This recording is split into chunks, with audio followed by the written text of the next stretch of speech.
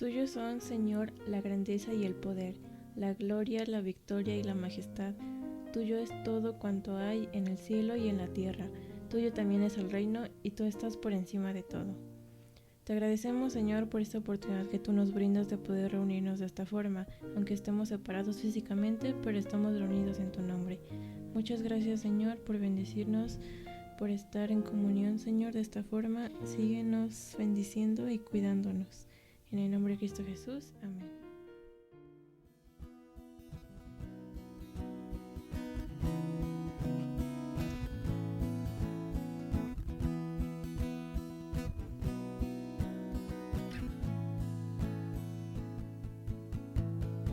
Y eres tú la única razón de mi adoración, oh Jesús. Eres tú la esperanza que anhelé tener, oh Jesús. Confío en ti, me has ayudado, tu salvación me ha regalado. Hoy hay gozo en mi corazón, canto te alabaré, te alabaré, te glorificaré, te alabaré, mi buen Jesús, te alabaré, te glorificaré, te alabaré, mi buen Jesús. En todo tiempo te alabaré, en todo tiempo te adoraré, te alabaré, te glorificaré, te alabaré, mi buen Jesús,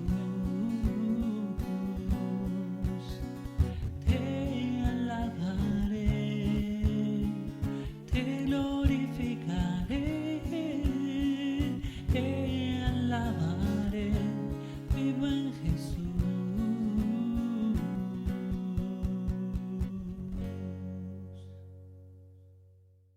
¿Qué tal? Buen día, hermanos de la Iglesia Bautista Villa de Oreb. Les habla el pastor Eduardo García. El presente video corresponde a nuestro sermón del día domingo. Antes de dar inicio, les pido que juntos hagamos nuestra declaración de fe. Así que ahí donde esté, desde su cuarto, su sala, su comedor, acérquese una Biblia, de ser posible levántela con la mano derecha y diga conmigo la declaración de fe que dice así: la palabra de Dios contenida en este libro es la verdad que acepto creer. Es la enseñanza que me comprometo a seguir y es la esperanza que me atrevo a confesar. Nada me impide recibirla, nadie me evitará que la haga parte de mi vida y por ningún motivo dejaré de proclamarla. Estoy aquí para leerla, oírla y vivirla diariamente. Amén. Acompáñeme a orar. Señor, estamos muy agradecidos contigo porque nos has sostenido en este tiempo de contingencia.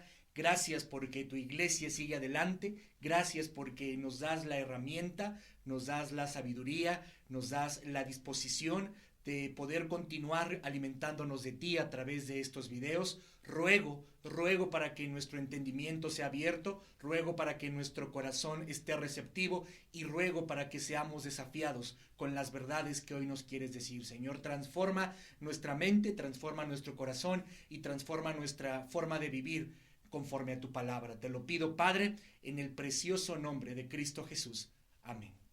Vamos a iniciar estudiando los días domingo la primera carta de Pedro, aunque antes de la contingencia habíamos empezado a estudiar primera de Tesalonicenses. Me parece que por las circunstancias en las que estamos inmersos como sociedad es un poco más pertinente esta carta. Cuando regresemos de la contingencia continuaremos con primera de Tesalonicenses, pero por lo pronto estaremos estudiando a través de estos videos y sermones digitales dominicales la primera carta de Pedro a la región de Asia Menor. El sermón inicial de esta serie de sermones de Pedro se llama así: descansemos en la obra de nuestro Padre, nos ha salvado.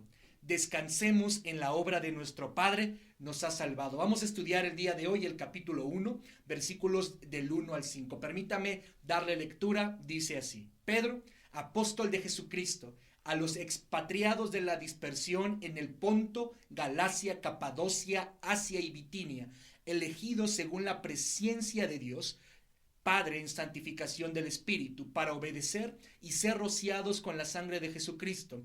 Gracia y paz os sean multiplicadas. Leímos solamente los versículos 1 y 2, más adelante leeremos los versículos del 1 al 5. Permítame introducirme de esta manera. Antes de comenzar con el estudio profundo de esta carta, intentemos comprender algunos elementos importantes sobre la carta misma y su autor, a fin de entender mejor cada versículo redactado en este escrito. Comencemos entendiendo esto. Se trata de una carta compuesta con normalidad al estilo de ese tiempo, como otras cartas, tanto que encontramos en el Nuevo Testamento como las que circulaban de forma secular en ese momento histórico. Inicia con la presentación del autor, continúa mencionando a quién va dirigida la carta y concluye el inicio con un saludo inicial que se completa con una salutación final al término de la carta. Nosotros estamos acostumbrados a que nuestras cartas digan el nombre y sean firmadas al último. En este momento histórico en el que se escribió el Nuevo Testamento, el autor se dice al principio, viene un saludo y algunas ocasiones viene un saludo final, como en el caso de esta carta. Por esta característica sabemos que el autor es Simón Pedro, pescador galileo de una familia judía con influencia gentil, como era común en esa región de Galilea. Originalmente conocido como Simón, su nombre en griego, o Simeón, su nombre en hebreo. Jesús le cambió su nombre a Kepas, es un nombre arameo, lo que es equivalente en griego como Petros, que es Pedro, y Petros o Pedro significa piedra pequeña. Su padre fue Jonás, o también conocido como Juan. Se sabe que era casado y aparentemente su esposa lo acompañaba en su ministerio pastoral y de liderazgo en la iglesia.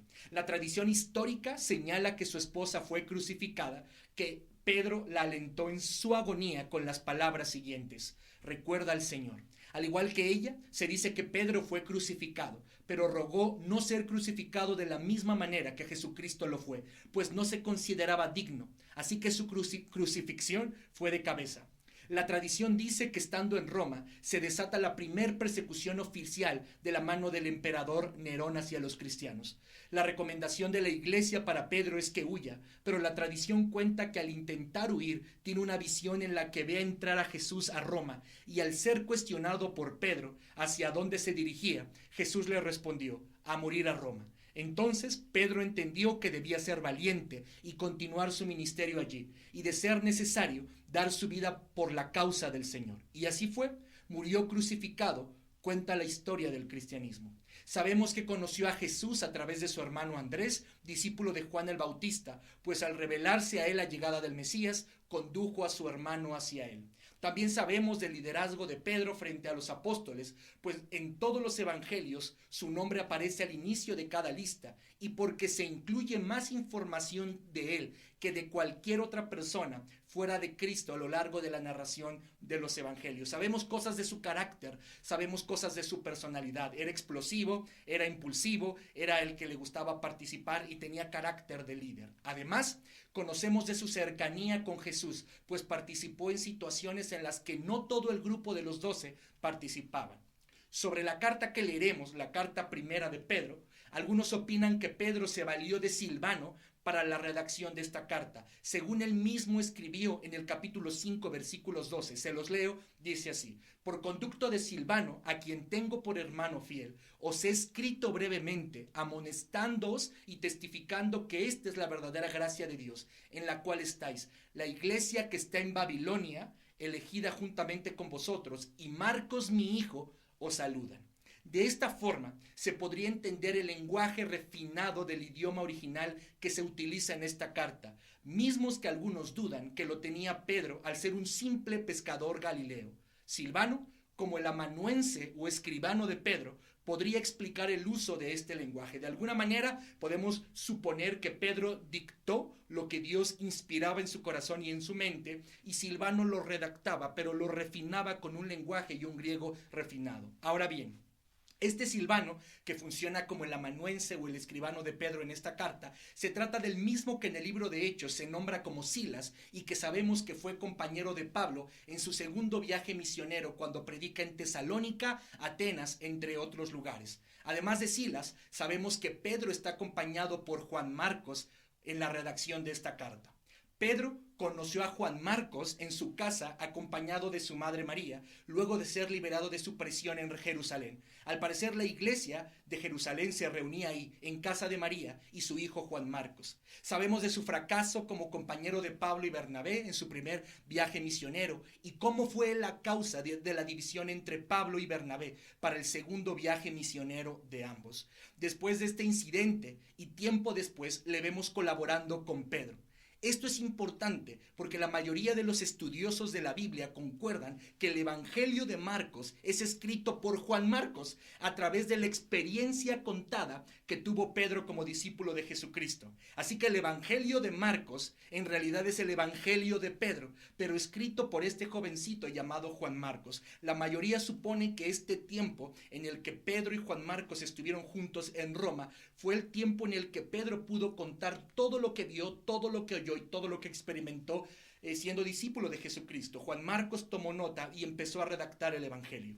Históricamente se acepta que el origen de la carta es Roma. Ahora, por el versículo 12 del capítulo 5 que leímos, usted habrá leído ya que el lugar desde donde dice Pedro que está escribiendo es Babilonia.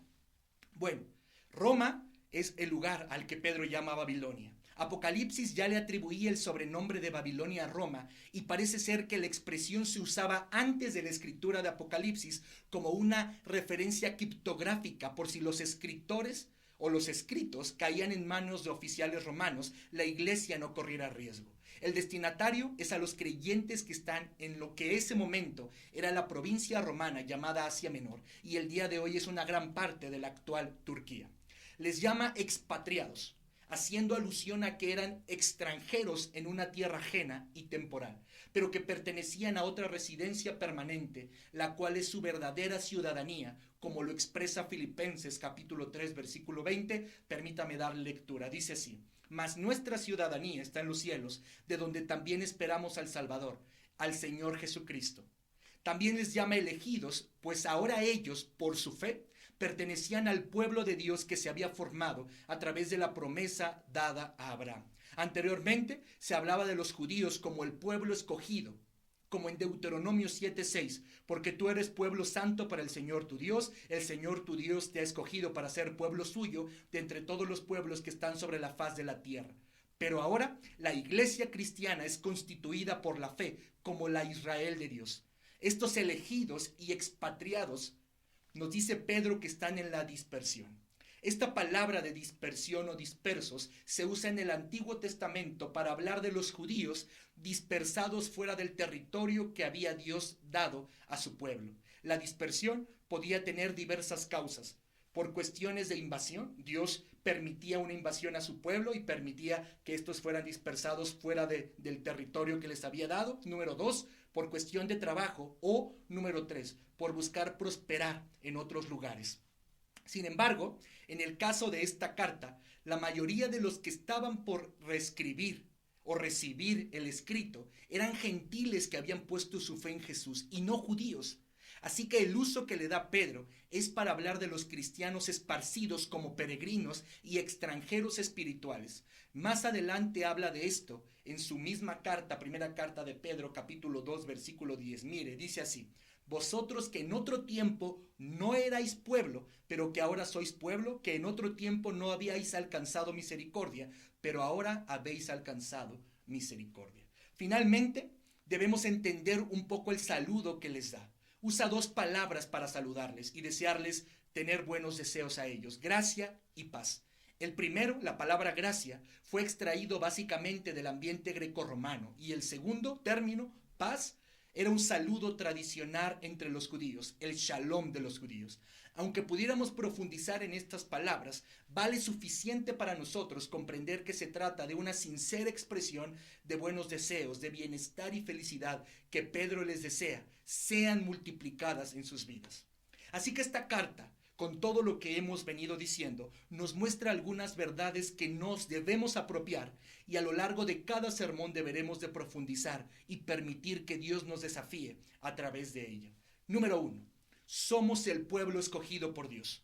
Somos el pueblo escogido por Dios.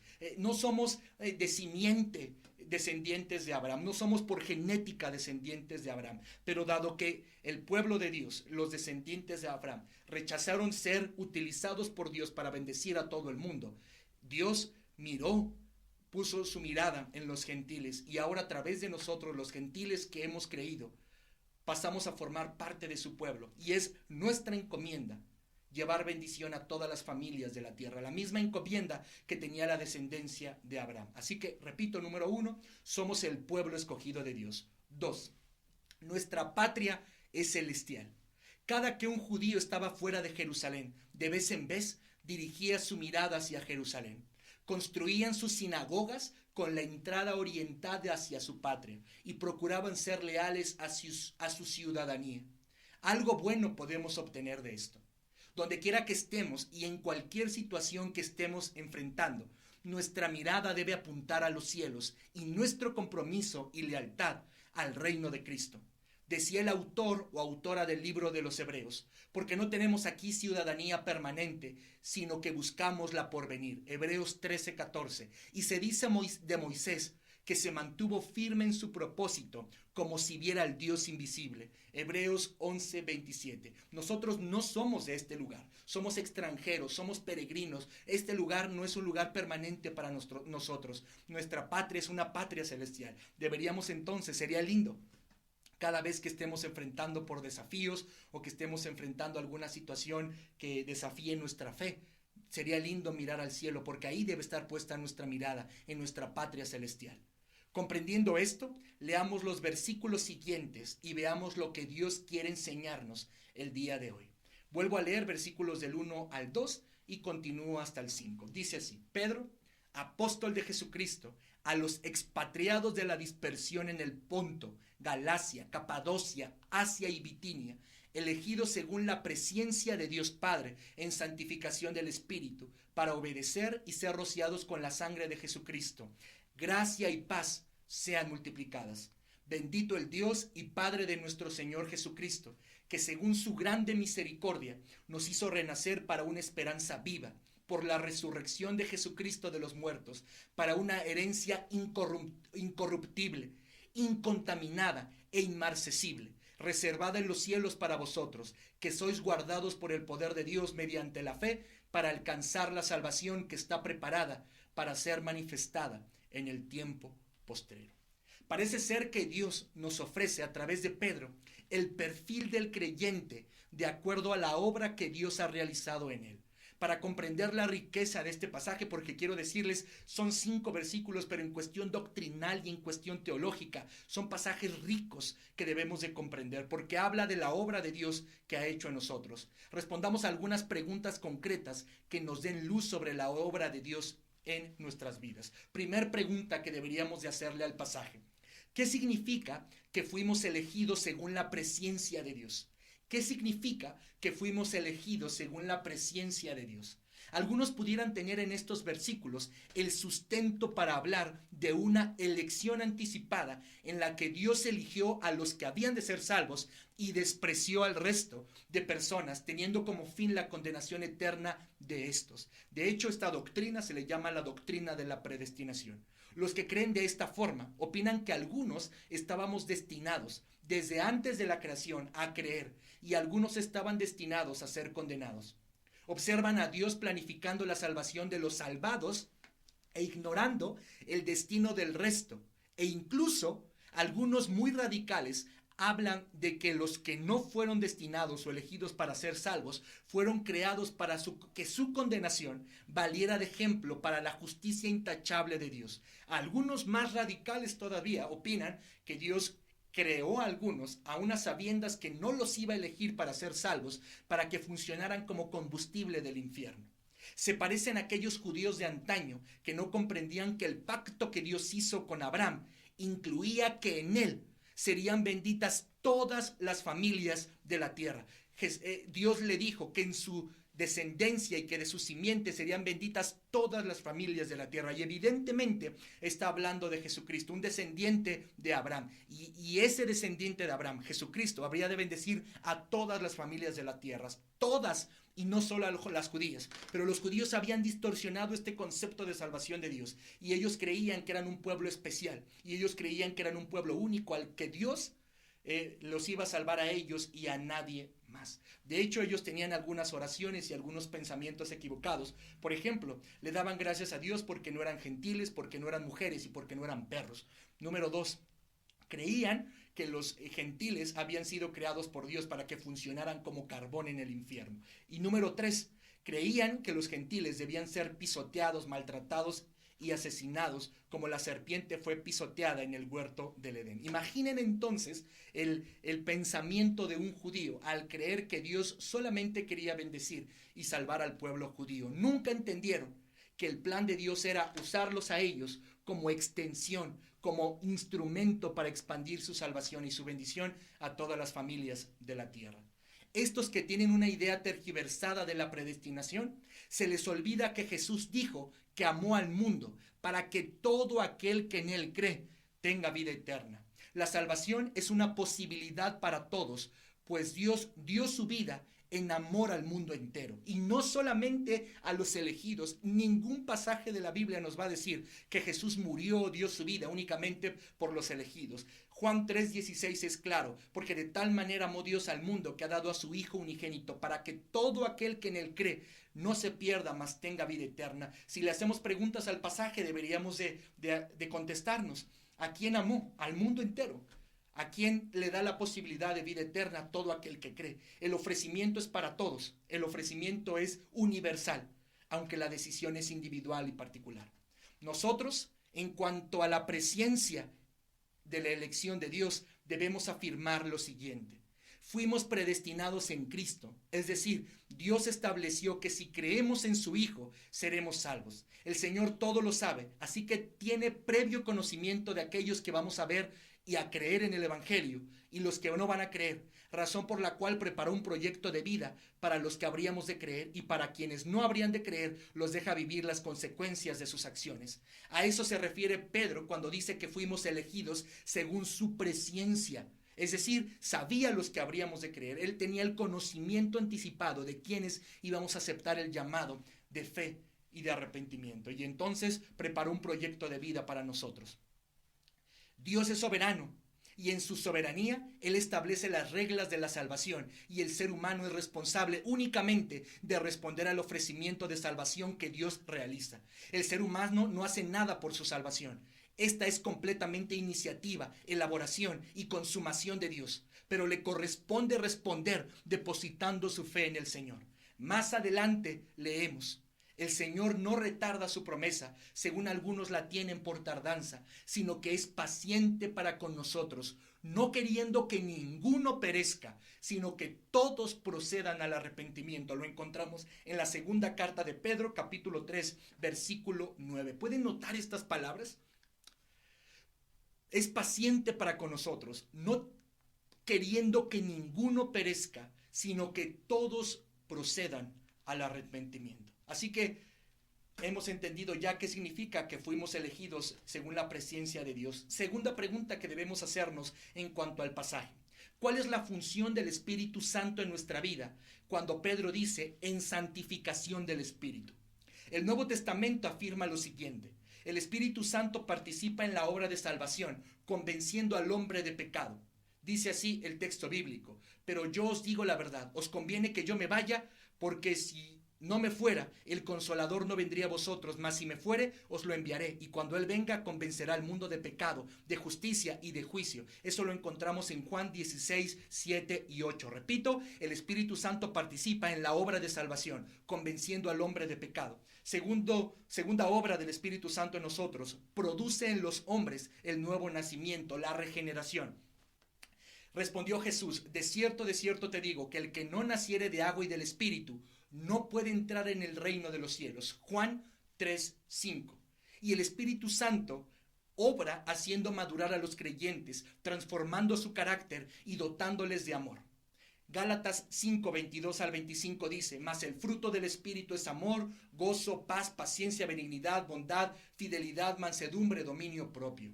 Así que de acuerdo a lo que ya hemos leído, a estas 3 obras del Espíritu Santo en la vida del creyente, este texto nos habla claramente entonces de 2 cosas. Número 1, todo ser humano es llamado por la acción del Espíritu Santo para tener un encuentro con Dios. Podemos decir que su obra en nosotros hizo posible a todos el creer.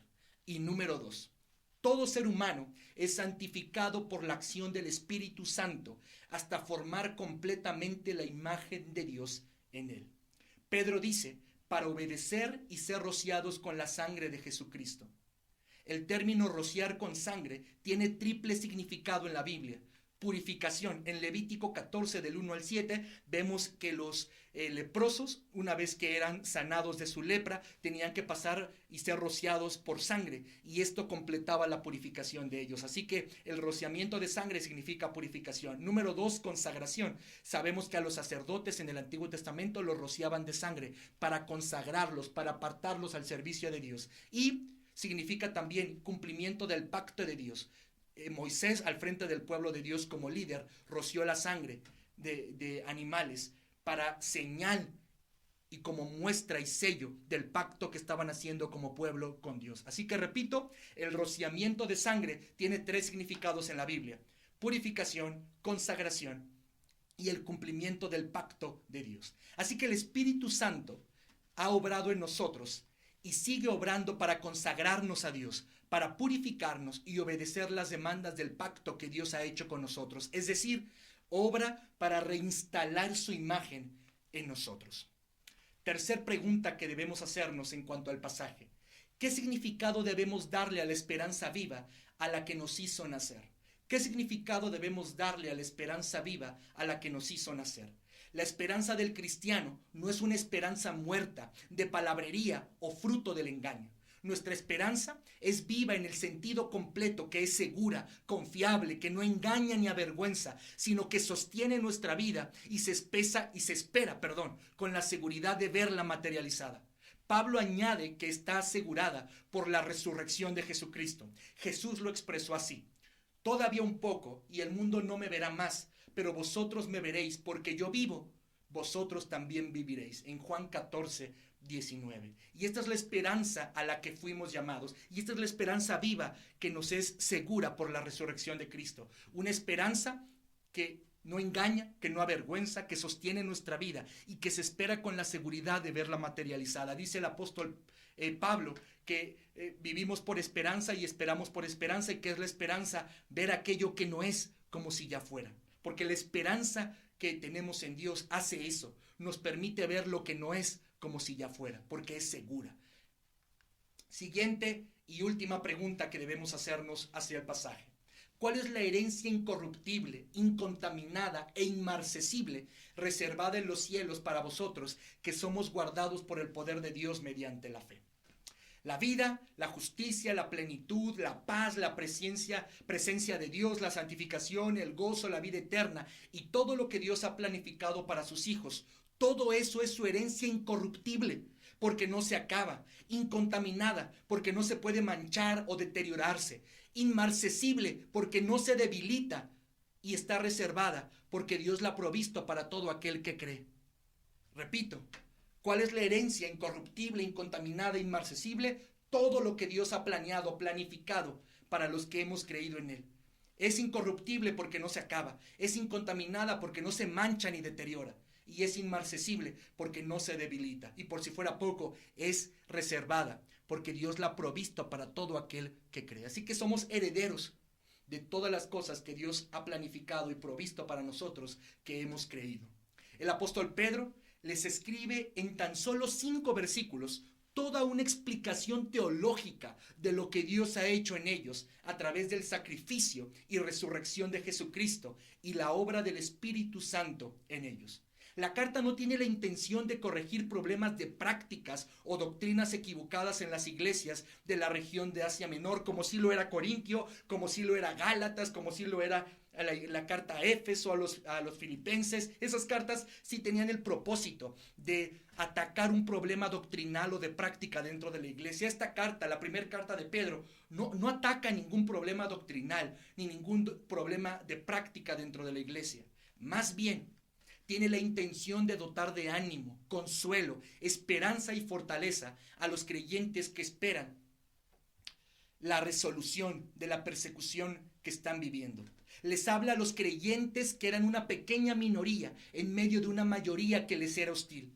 Las colonias judías veían como renegados y traidores a sus compatriotas que se habían convertido al cristianismo, y la población gentil, es decir, todos los que no eran judíos, los miraban a los creyentes en Jesús como locos porque creían que eran fanáticos, como ateos porque no creían en sus dioses. Incluso se les acusó de caníbales por malinterpretar aquello de la cena del Señor. Sabemos también que en el momento de la redacción de la carta, la persecución romana apenas comenzaba a organizarse y comenzaba en contra de los cristianos por parte del emperador Nerón. Ciertamente, Pedro no le escribe a la iglesia en el momento de más gravedad de la persecución. La verdad es que no, pero ya empezaba la persecución. Así que no es un error creer que Pedro entendía que la hostilidad y la persecución en contra de la iglesia de Jesucristo se habría de agravar, tomar fuerza y extenderse con severidad. El historiador Tácito nos cuenta la gravedad de la persecución de la siguiente manera. Y quiero dejarles en claro algo. Tácito no es un historiador cristiano, ni siquiera era un secular, un historiador secular que estaba a favor de los cristianos. Él no creía todas las acusaciones que Nerón hacía en contra de los cristianos, pero sí creía, y lo publicó muchas veces en sus escritos, que los cristianos aborrecían a la humanidad y por eso practicaban esas cosas que él los veía como deslealtad a la humanidad. Así que Tácito no está ni a favor de Nerón, no estaba de acuerdo con todas sus acusaciones y mucho menos con todas sus prácticas de amenaza y de muerte contra los cristianos, pero tampoco era un historiador que estaba a favor del cristianismo y evidentemente pues ni siquiera era cristiano. Pero quiero leerles lo que Tácito escribió sobre la persecución a los cristianos. Además de matarlos, dice Tácito, se les hizo servir de entretenimiento para el pueblo. Se les vistió en pieles de animales para que los perros los mataran a dentelladas. Otros fueron crucificados y a otros se les prendió fuego al caer la noche para que la iluminara. Nerón hizo que se abrieran sus jardines para esta exhibición y en el circo. ¿Se imagina en la casa del emperador, en los jardines del emperador, ver masacrar a cristianos, ver ser quemados cristianos? Él mismo ofreció un espectáculo, pues se mezclaba entre las gentes disfrazado de conductor de carrozas o daba vueltas en sus carrozas. La iglesia a la que escribe Pedro estaba en un ambiente hostil, de mentiras y acusaciones en su contra, y comenzaba una etapa en la historia de la iglesia, una etapa de persecución y muerte, en la que cada día era más común saber de historias de cristianos muriendo por su fe. Pedro escribe para dar aliento y consuelo a esta iglesia. Ya sé lo que usted está pensando. Si Pablo está intentando dar consuelo a esta iglesia, si Pablo está intentando alentar y dar esperanza a esta iglesia, ¿por qué tanto rollo teológico? ¿Por qué Pedro inicia su carta con una instrucción doctrinal sobre la obra de Dios en ellos para salvación? Si su propósito era darles esperanza, ¿por qué no inicia con algo más amable? ¿Por qué no inicia con algo más esperanzador? No sé, tal vez algo que toque más su corazón. ¿Por qué hablarles al inicio de esta carta de la obra de Dios en ellos? Quiero decirles, si usted tiene esa duda, yo la tuve también al realizar este sermón. Yo me preguntaba en qué momento voy a poder llevar esto a una vida práctica de las crisis. Llegué a la conclusión, me parece que no hay mejor consuelo que recordar, comprender y atesorar en el corazón lo que Dios ya ha hecho a favor nuestro. Pedimos que se sacien nuestras necesidades, pero a veces olvidamos que Él ya sació nuestra más grande necesidad, la necesidad de salvación. Pedimos milagros a Dios, lloramos por milagros y clamamos a Dios por milagros y olvidamos que Él ya realizó el milagro más grande en nuestra vida. Nos reconcilió con Dios. Rogamos a Dios por sanidad. Sanidad física, sanidad de nuestros matrimonios, sanidad de nuestro corazón, sanidad de nuestras relaciones, sanidad de nuestras finanzas. Rogamos a Dios por sanidad, cuando Él ya nos sanó del problema más grande que teníamos como humanidad, la muerte por nuestro pecado. Creo que esta es la razón por la cual Pedro, antes de darles consuelo, antes de darles esperanza con sus palabras, se toma el tiempo, Pedro, de recordarles lo que Dios ha hecho en ellos, la obra de su Espíritu, la obra de Jesucristo en la cruz y la obra del Padre que tuvo la iniciativa de entregarse por amor a nosotros. Según lo que hemos estudiado, nos eligió, murió y resucitó. Obró en nosotros a través de su Espíritu Santo. Nos hizo parte de su pueblo, herederos y portadores de una esperanza viva. Y todo con el propósito, dice Primera de Pedro, capítulo 1, versículo 5, de alcanzar salvación para nosotros. El sentido amplio de la palabra salvación no es únicamente el que nosotros estamos acostumbrados a darle. Cuando usted y yo pensamos en salvación, pensamos en el término y se nos viene a la mente la vida eterna, ¿no? La vida después de esta vida. Quiero decirles que la palabra salvación en la Biblia tiene un propósito, un significado mucho más amplio que la vida eterna o la vida después de esta vida. Tiene que ver con la liberación de un peligro, tiene que ver con la sanación de una enfermedad, tiene que ver con la condenación eterna, la libertad de la condenación eterna y la libertad sobre el pecado. Así que, amados hermanos, la salvación que hemos obtenido de parte de Dios no se reduce a pensar a futuro con la vida eterna. La salvación de nuestro Dios la podemos experimentar desde ya, en nuestras situaciones difíciles, en nuestra enfermedad, en nuestra carencia, en nuestra debilidad, nuestras tentaciones y pecados y los desafíos que enfrentamos, porque la salvación que Dios nos ofrece y por la cual Dios dio su vida en la cruz del madero va más allá de solamente una vida después de esta vida. La salvación que Dios nos ofrece es una salvación que nos salva de nosotros mismos en el presente, de nuestras enfermedades, de nuestros peligros, de nuestros malos hábitos, de nuestros problemas. Nuestro Dios no es un Dios del futuro y de la vida eterna. Es un Dios que extiende su salvación a toda nuestra vida. Se ha hecho nuestro Padre y nos ha hecho sus hijos.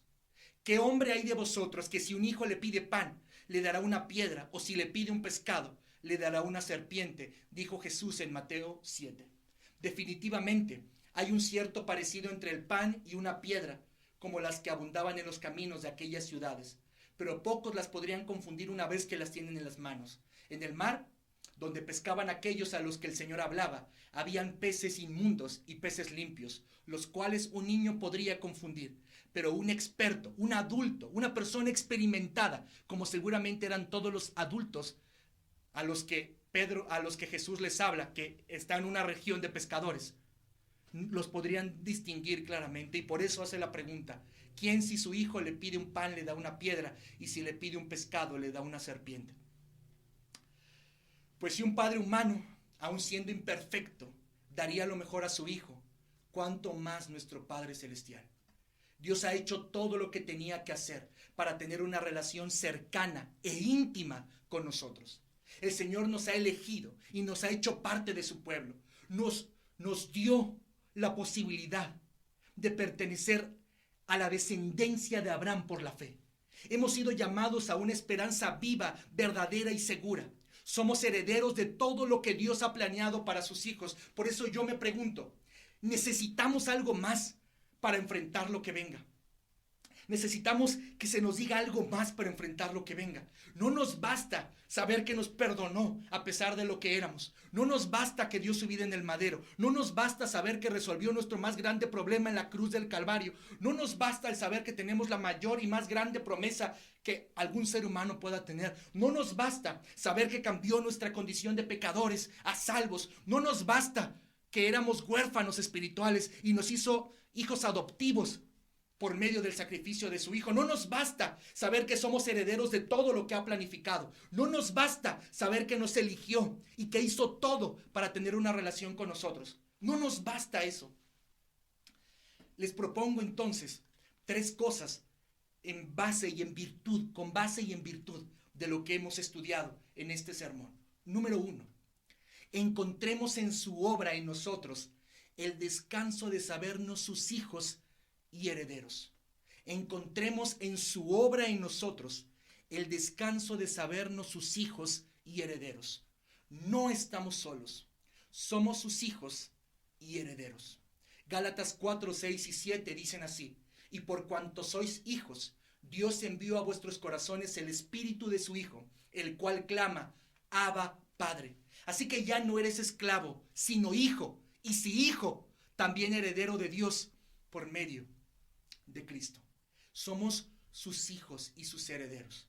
En medio de la contingencia y en medio de las situaciones difíciles, descansemos en la conciencia o con la conciencia de que Dios nos ha hecho sus hijos. Todo lo que ha hecho, su elección, su obra en nosotros a través del Espíritu Santo, todo lo hizo para convertirnos en sus hijos. Descansemos al saber en las manos de qué Padre estamos. Me da curiosidad ver que mi sobrina descansa y duerme sin ningún problema. Ella no piensa si hay comida, ella no piensa si está cerrada la puerta, ella no piensa si hay dinero para el otro día, ella no piensa si alguien se metió a la casa, ella no piensa si el coronavirus lo trae a alguien de la familia, ella no piensa absolutamente nada. Ella duerme tranquilamente por la noche y al día siguiente se levanta con una alegría y con ganas de jugar y de gritar y de correr por todos lados. Pero creo que parte de su descanso y parte de su inconsciencia es porque tiene mucha confianza en las personas que vivimos con ella. Ella confía tanto en los que vivimos con ella que no se preocupa por lo demás. Y eso es lo que hace un hijo. Cuando tiene a su padre o a su madre, hay cosas que no te preocupan. Hay cosas que ni siquiera eres consciente de esas cosas porque ni siquiera te pasan por aquí. Porque confías plenamente en el amor, en el cuidado y en la provisión de papá o de mamá. Les invito, descansemos porque somos sus hijos. Hay cosas que no nos corresponden a nosotros. Hay cosas en las que simplemente nos corresponde esperar y confiar. Y confiar no como huérfanos, ni confiar ni siquiera como beneficiarios de un programa social. Esperar, descansar y confiar, como confía un hijo en su padre. Número 2. Encontremos en su obra, en nosotros, el descanso de su amor y bondad. Si queremos alguna razón para descansar, encontremos ese descanso en su amor y bondad. Ya nos mostró lo que es capaz de hacer por amor. Se entregó. Ya no debe quedarnos duda de su continua bondad. Descansemos en su amor y bondad. ¿Todavía nos queda duda que nos ama? ¿Todavía nos queda duda que es un Dios benevolente? ¿No debía destruirnos completamente por nuestro pecado? ¿No debía morir cada ser humano en el planeta Tierra por causa de nuestra maldad? No era eso la paga del pecado, porque la paga del pecado es muerte. No debía pasar eso, no debíamos ser exterminados inmediatamente por buscar nuestra independencia de Dios, pero no fue así. Su bondad le llevó a satisfacer él mismo su justicia en la cruz del Calvario. Mi pregunta es, entendiendo todo lo que ya hizo por nosotros, ¿todavía nos queda duda de su amor y su bondad? Salmos 27:13 dice así: sin embargo, yo confío en que veré la bondad del Señor mientras estoy aquí, en la tierra de los vivientes. Repito esto. Sin embargo, yo confío en que veré la bondad del Señor mientras estoy aquí, en la tierra de los vivientes. Y seguramente si usted tiene Reina Valera 60, percibirá que en Reina Valera 60 este salmo dice de manera distinta. El salmo dice: hubiera yo desmayado si no creyese que veré la bondad aquí en la tierra de los vivientes. Hubiera yo desmayado. Hubiera yo tirado la toalla.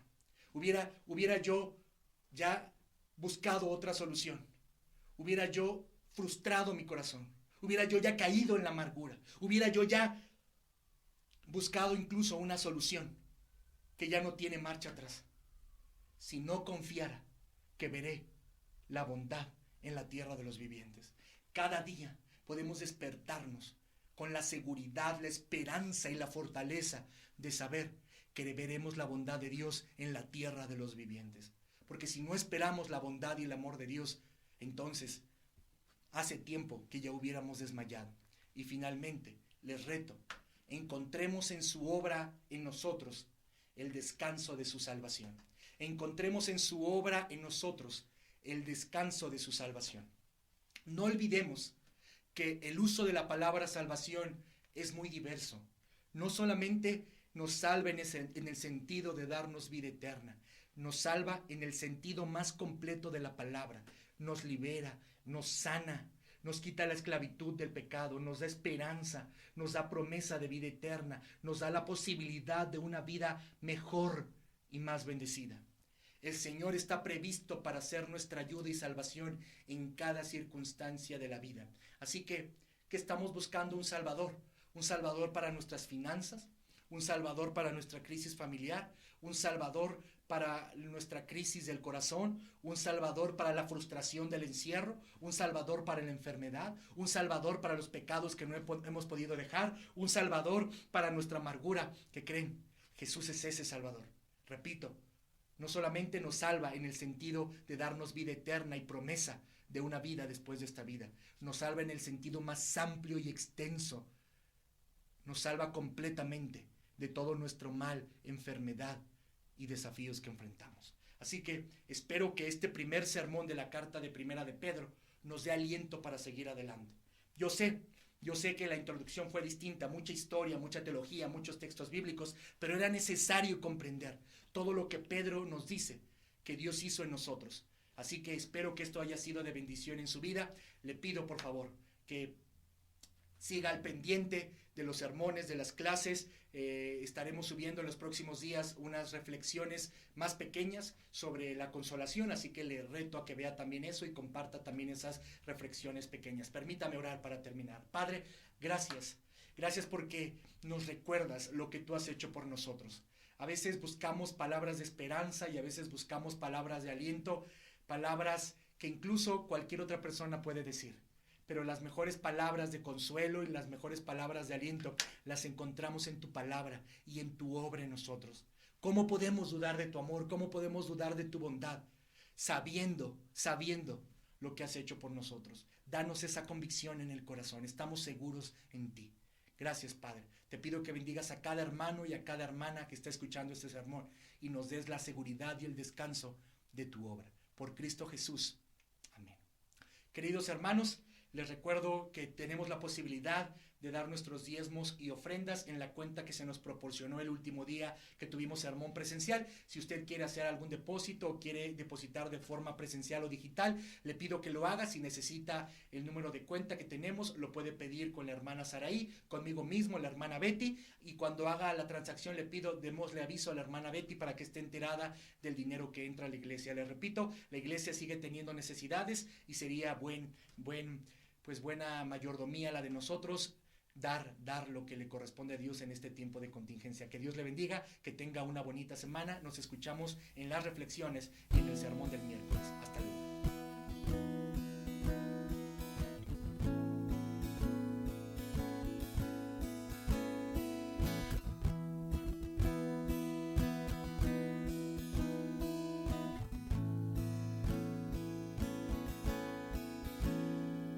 ¿Quién es el Rey de Gloria? Me persigue con su amor. Me asombran sus palabras, susurrando en mi interior. Mi conciencia me recuerda, necesito su perdón. ¿Quién es el Rey de Gloria que me lo ofrece hoy?